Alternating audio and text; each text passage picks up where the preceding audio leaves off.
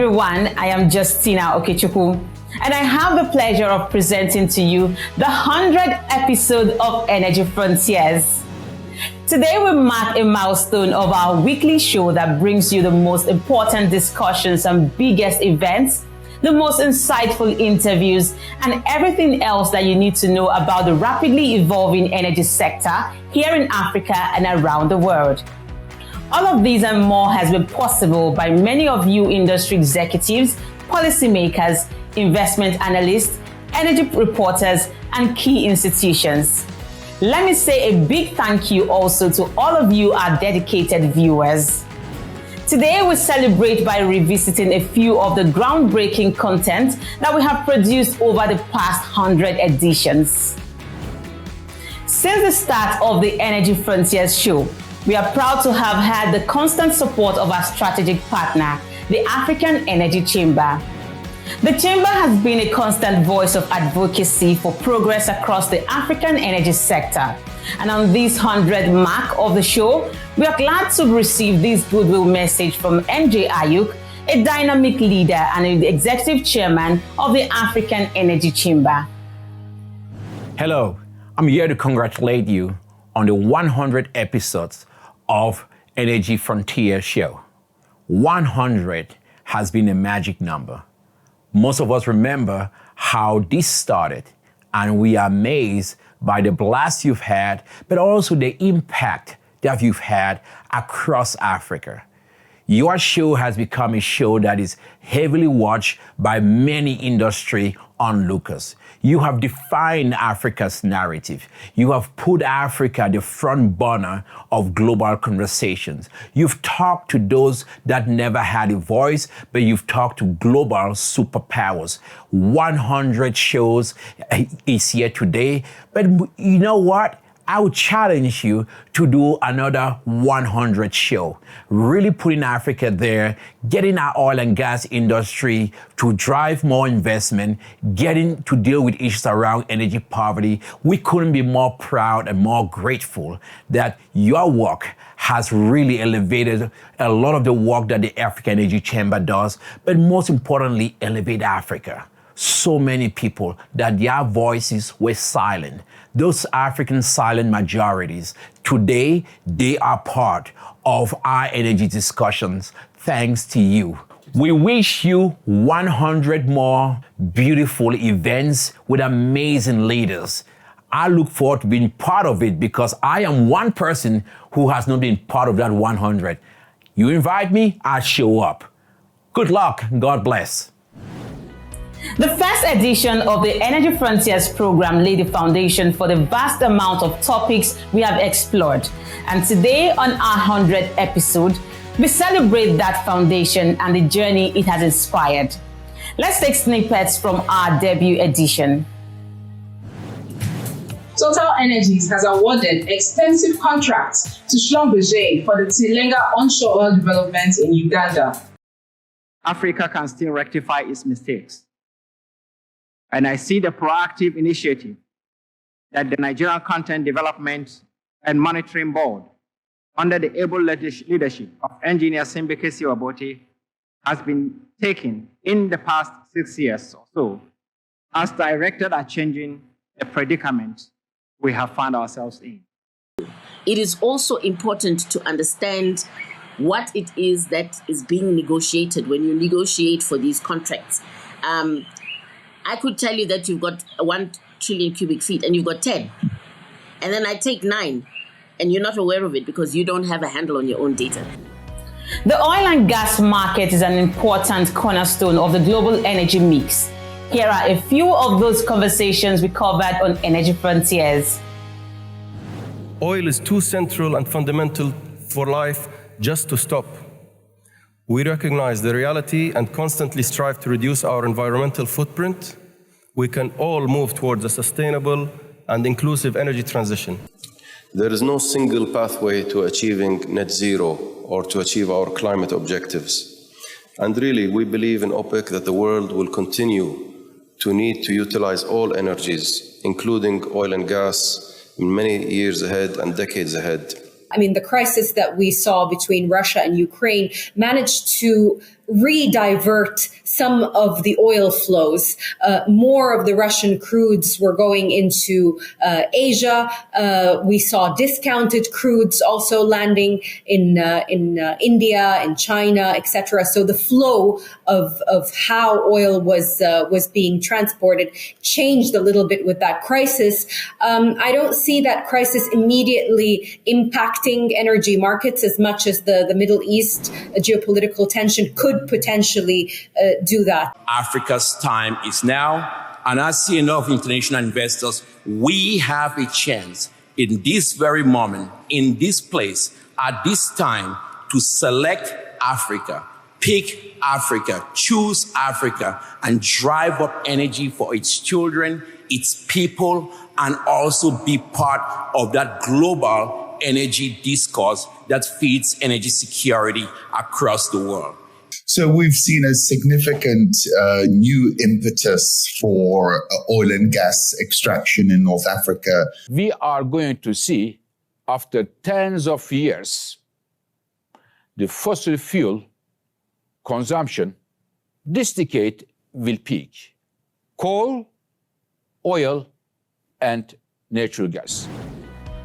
When we return, we revisit some of the intense and charged discussions that we have reported upon on climate change and renewable energy.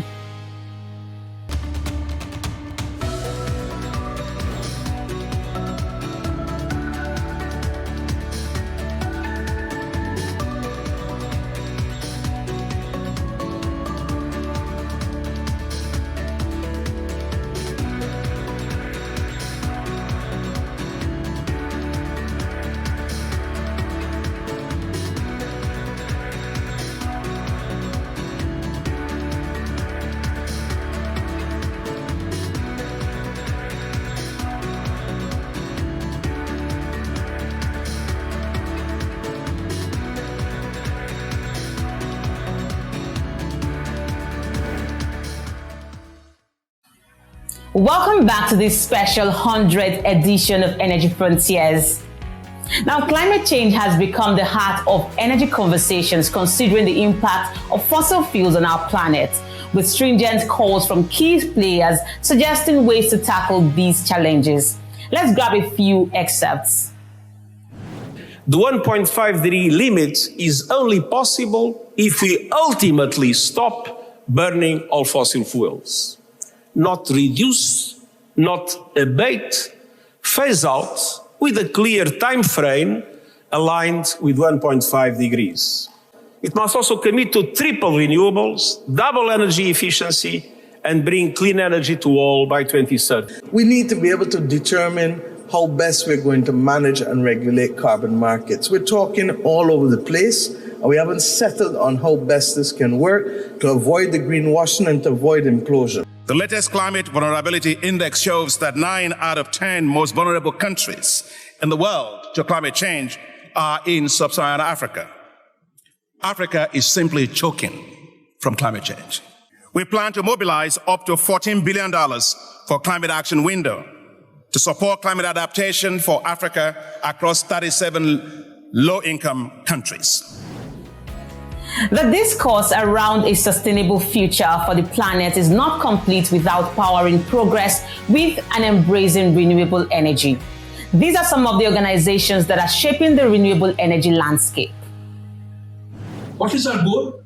Very simply, to make solar the energy of your choice. The World Bank is looking at moving from a lending mindset to a leveraging mindset, right? So what we need financial institutions like the World Bank, like other development finance institutions that have concessional capital to come into the market and leverage what they have to de-risk commercial capital that can then come into the market. There's nowhere in our climate promises where you can go ahead and hit net zero and leave 1 billion people in energy poverty. It just doesn't happen that way. So as we're talking about the just, as we're talking about equity, as we're talking about just the right thing to do, we also have to talk about the reality that this will mean more energy for a certain region in the world, and it means that the developed world has to use less. Coming up, We'll take a look back at some of the discussions we have had about energy finance and energy security. This is Energy Frontiers.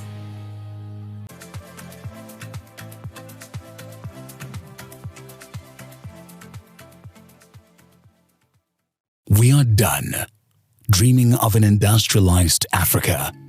No more enduring long journeys in darkness. No more imagining life without constant power. We are done. We are done. Done tolerating 24 hours without power, load shedding, blackouts, and power cuts. Enough. Imagine a life where our abundant natural resources can't power a generation. We can't cope with that reality. 600 million Africans still lack access to power. We have the solution. It's time to turn imagination into action. African Energy Week 2024 is the platform to implement change, sign deals, and take decisive action and implement. Join us. Invest in African energies. Energy growth through an enabling environment and be part of the movement that brings hope to millions across the continent. It's not just about power. It's about empowering lives and giving African hope. Be there to witness the transformation. African Energy Week 2024, where imagination becomes reality. Secure your seat now. Don't miss out on African Energy Week 2024. Visit our website and buy your tickets today. Let's light up Africa and create a brighter future together. At the time you need to build that project. Sign, baby, sign. Welcome back, everyone. Now, the energy sector thrives on innovation, and this requires collaboration between sectors to ensure that funding gets to those who need it the most. Many industry professionals and institutions have joined voices on the need for urgent and adequate investments that are needed to secure existing energy sources and develop new ones in Africa and around the world. What Africa can do is to learn from the mistakes of the climate-heavy emissions growth that has been done so far and move towards a less emissions-heavy growth. That's a separate discussion from feeling the onus of needing to sort the climate problem on your own. We help countries maintain financial stability. But climate risk, as Mark is going to tell us loudly, they are affecting financial stability. Clearly, we will need a lot more collaboration, a lot more support, long-term financing, and a lot local indigenous financing products to support that development. There's significant instability in some of these countries, which means that the investment flows are not flowing smoothly into those countries. We have the opportunity. We have everything that we need to power our green industrialization. And that is the reason why we are very clear about what is lacking. That is climate finance. Fossil fuel investments are on the rise again and continue to attract significantly larger investments than renewable energy. And it is estimated that $570 billion will be spent on new oil and gas development and exploration projects every year until 2030. Securing a stable energy future is very important. From the annual African Energy Week to other key stakeholders across the energy value chain, a number of voices have echoed the need to increase the diversity and resilience of energy supply options and address geopolitical crisis on the continent. Relating more on the energy side, the attacks that we saw by the Yemen Houthi group that took place in Bab el-Mandeb, but also in the Red Sea, those are causing some concern for energy security or vessels to pass through. But we don't have sufficient transmission capacity. We are now beginning to see refining capacity being reduced and prefer imported finished products instead of refining in the continent. Renewables, very important, but the intermittent behavior of renewable goods require partnering with base load. We should not destroy base load. We must strengthen base load, partner with renewable energy, then we're going to have a reliable supply of energy.